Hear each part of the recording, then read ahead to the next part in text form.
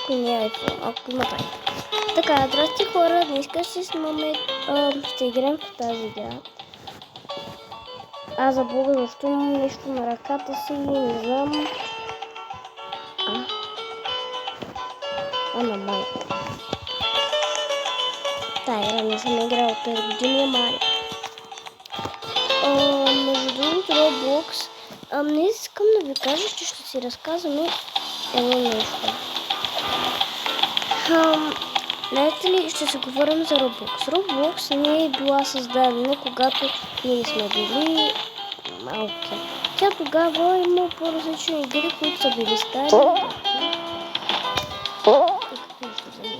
Не са били известни, но сега Roblox е най-известната игра.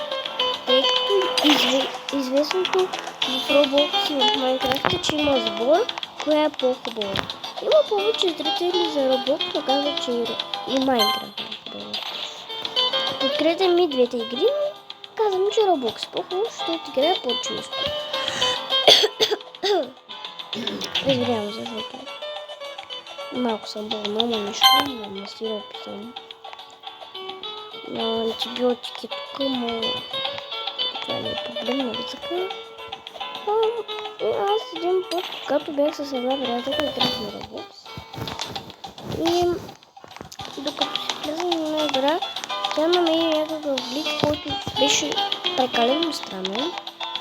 И получи това оръжие. Получи оръжие, не мога да го покажа. Ако искам ще го покажа, но не мога да се го покажа. Получи едно смешно оръжие, което стреляше тук и можеше да играе с това. И така е, тя сега имаше в раницата. Това е замисъл, това ще се играе бързо. Ами хора, съм да ви кажа за днес. Утре може да снимам напак на Брукейва, да покажа това различно какво направи. И чао на хората. И чао.